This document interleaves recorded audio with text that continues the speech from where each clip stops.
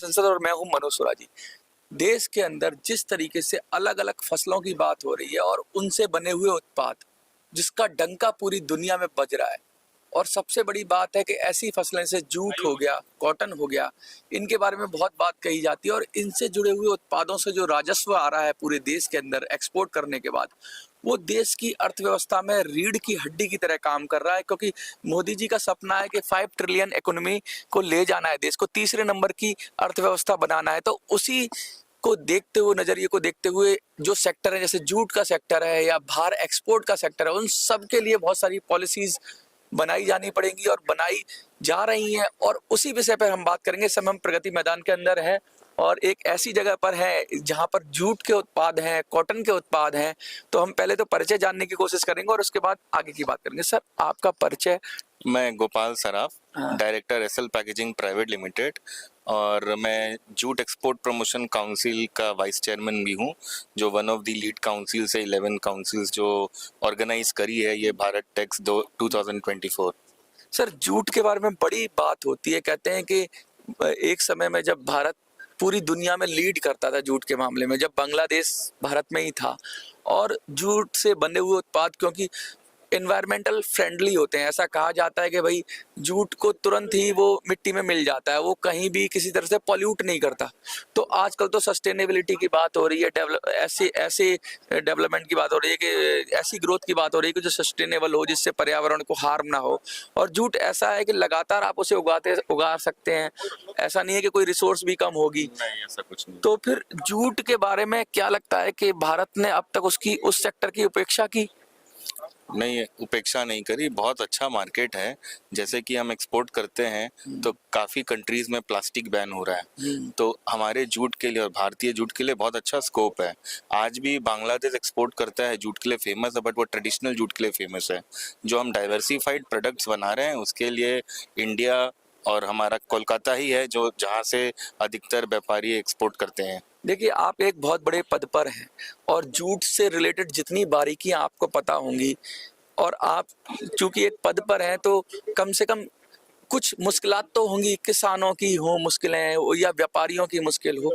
क्या क्या किस किस तरह की प्रॉब्लम्स क्रिएट हो रही है इस इस चीज में, इस एरा में? तो उसमें कैसे हम सुधार कर सकते हैं? क्या क्या प्रोग्रामिंग है कि जिससे जूट में लीड करें हम लोग, क्योंकि जूट का ही जमाना है आने वाला। जूट में आज भी इंडिया ही लीड कर रहा है। इसमें कहीं पर भी मैं जो समझता हूँ, हम आज कम से कम 20 साल से एक्सपोर्ट कर रहे हैं। अगर मैं समझता हूँ कि विश्व में कहीं पर भी अगर 1 मीटर कपड़ा अगर जूट का है तो आप वो समझिए हमारे भारत से ही गया है। ऐसा नहीं है कि बांग्लादेश से है कि चाइना से है। लेकिन अभी तक कोई कॉम्पिटिटर हमारा यहाँ नहीं हुआ है। लेकिन बांग्लादेश के बारे में तो कहा जाता है कि उत्पादक में नंबर 1 है। नहीं, डाइवर्सिफाइड प्रोडक्ट में नहीं है, वो ट्रेडिशनल जूट में है। अच्छा। बट उनके एक्सपोर्ट्स हैं बहुत लिमिटेड है, कंपेयर टू इंडिया कुछ भी नहीं है। अच्छा, कुछ भी नहीं है। मैं देख रहा हूँ यहाँ पे तो क्रिएटिविटी बहुत है, डिजाइन्स का बहुत कुछ ऐसा है संगम है। ऐसा लगता ही नहीं ये जूट का। जनरली सोचा कि जूट एक लोअर क्लास की चीज हो, लेकिन यहाँ तो लग रहा है कि जूट बड़े हाई एंड की बात हो गई। जूट का रखना एक क्या कि हमारे देश में इसके लोग इसको वैल्यू करते नहीं है। हाँ। यहाँ पर आप एक समझेंगे कि जूट का झोला या बैग ही बोलते हैं, लेकिन अगर हम विदेश में जाके किसी को ये बैग गिफ्ट करते हैं तो उनको ऐसा लगता है कि कोई 2-4 हजार का बहुत कीमती गिफ्ट दिया है, बहुत सुनहरा मानते हैं।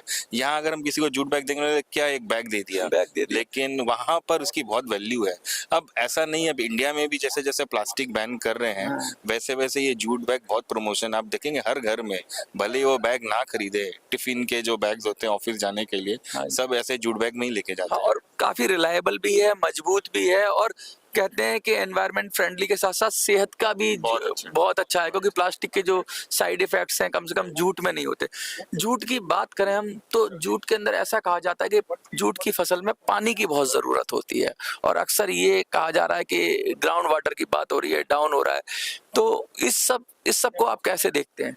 देखिए, जूट में क्या है कि जो रेन वाटर है वही मेन सोर्स है। जूट को जब ये फसल को उगाने के लिए बारिश के पानी में उसके जो पार्ट बोलते हैं, जो जूट का प्लांट होता है, हाँ। तो वो कंटिन्यूस भीजना चाहिए, सड़ना चाहिए पानी में, तो रेन वाटर इज एनफ। हाँ। और हमारे यहाँ ऐसा कोई रेन का शॉर्टेज नहीं है ईस्टर्न पार्ट ऑफ इंडिया में। तो ऐसा कुछ नहीं है कि बहुत ज़्यादा पानी लग रहा है। हम एकदम सक्षम हैं, जो क्वांटिटीज एक्सपोर्ट करना है हम कर सकते हैं। कोई शॉर्टेज नहीं है, कोई ना फसल में कोई तकलीफ है।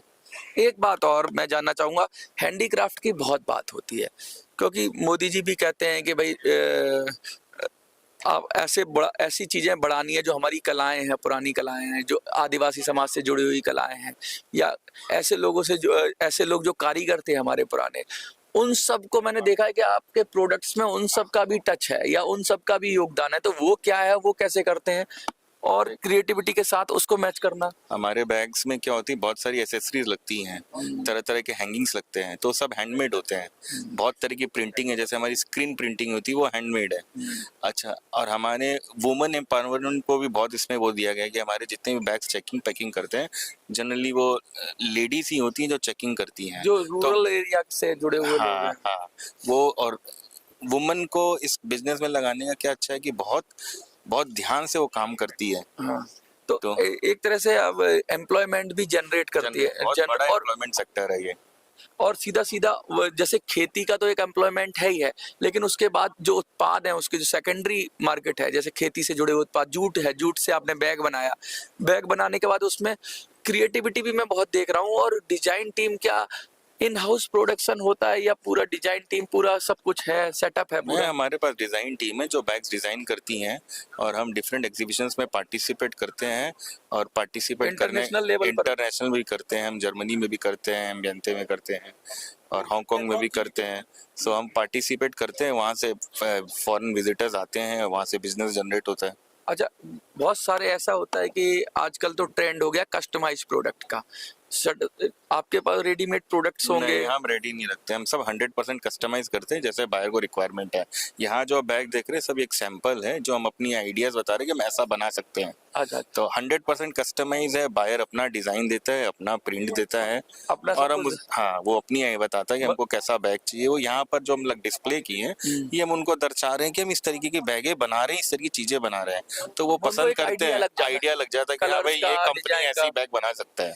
मतलब बहुत सारा आइडिया लग जाता है उनको, भाई उनको अपनी रिक्वायरमेंट से जो मैच करता है उसमें वो कस्टमाइजेशन मांगते हैं। कराते हैं। मेनली कहाँ पर मार्केट ज्यादा है अभी? यूरोप बहुत अच्छा मार्केट है, हाँ, यूएस बहुत अच्छा मार्केट है, तो सब हम जगह लगभग सारी कंट्रीज में कर रहे हैं। हर जगह धूम मचा रहा है। हर जगह, क्योंकि मैक्सिमम कंट्रीज, आपको भी पता होगा, प्लास्टिक बैन कर रही है, तो प्लास्टिक बैन करने के बाद जूट एक समाधान है। ऑल्दो पेपर बैग भी है, बट पेपर बैग और इसका मुकाबला नहीं है। पेपर बैग थोड़ा चीपर वर्जन है, बट आपको थोड़ा सा कीमती और वैल्यू एडेड प्रोडक्ट और सस्टेनेबल प्रोडक्ट चाहिए, तो जूट इज वेरी इंपॉर्टेंट। एक तरह का फैब्रिक की तरह इसको आप कह सकते हो, एक और जूट इज अ फैब्रिक। हाँ, और कॉटन की बात करें तो कॉटन के भी काफी प्रोडक्ट हैं आपके पास, तो क्या मिक्स है? हमारे जो बायर्स होते हैं ना, वो जूट बैग भी खरीदते हैं और कॉटन बैग भी खरीदते हैं। अगर वो जूट बैग खरीदने आए तो हमको उनको कॉटन बैग्स भी देते हैं। दोनों बराबर का ही हिस्सेदारी है हमारे लिए। देखिए, ये है इंडिया, और ये इंडिया की शक्ति है, जो हाथ की ताकत है, कारीगरों की ताकत है, जो सशक्त हो रहा है भारत। वो कैसे हो रहा है? जब हमें ट्रेडिशनल चीज़ों को अपने को मार्केट करना आ जाएगा, पूरी दुनिया में जूट का डंका बज रहा है, यहाँ आप प्रोडक्ट देखेंगे तो आपके दिमाग से वो चीज़ निकल जाएगी जो जूट के बारे में हमारी जो इंडियन लोग, जो ट्रेडिशनल लोग सोचते हैं कि जूट है तो कम ही होगा, सस्ता ही होगा, लेकिन जूट है तो क्लास है, जूट है तो महंगा है, और जूट है तो कहते हैं शानदार है, मजबूत है, एनवायरनमेंट फ्रेंडली है। और क्या कहें जूट की तारीफ में, जितना कहें कम है। लेकिन आपको क्या लगता है कि भारत को इसी तरह तरक्की करनी चाहिए, और जूट का बागडोर भी ऐसे व्यक्ति के हाथ में जो हमारे साथ बैठे हुए हैं, अच्छे पद पर है?